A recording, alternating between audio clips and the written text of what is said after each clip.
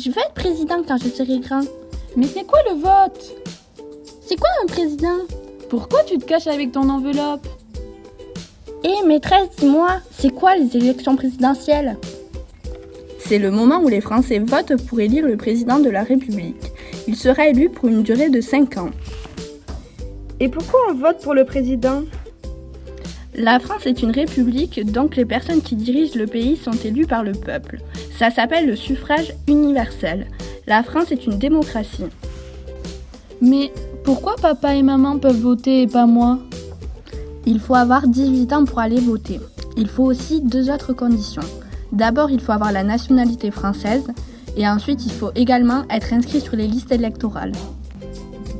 Comment on choisit pour qui voter? Chacun est libre de choisir en fonction de ses préférences. Les candidats participent à des débats pour présenter leur engagement. Et comment ça se passe le vote?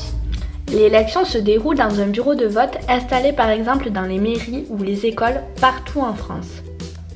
Tout d'abord, l'électeur doit montrer sa carte d'identité ou sa carte d'électeur. Ensuite, l'électeur prend les bulletins de vote et une enveloppe. C'est quoi un bulletin de vote?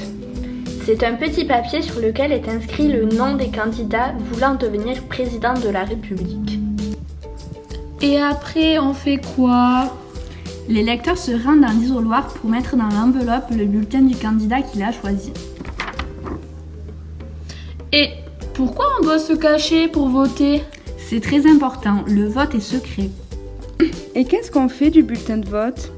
L'électeur glisse ensuite son enveloppe dans une urne transparente et celui qui surveille le bureau de vote dit « à voter ».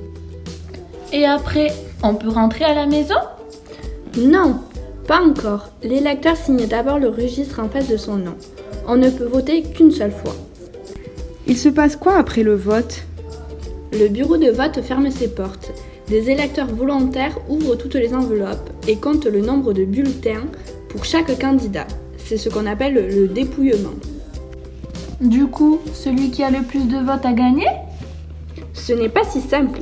Il y a 2 tours aux élections. À la fin de la première journée de vote, qui est le premier tour, les candidats avec le plus de voix sont ceux pour qui on votera au second tour. À la fin de la seconde journée de vote, qui correspond au second tour, le candidat ayant le plus de voix sera le président de la République.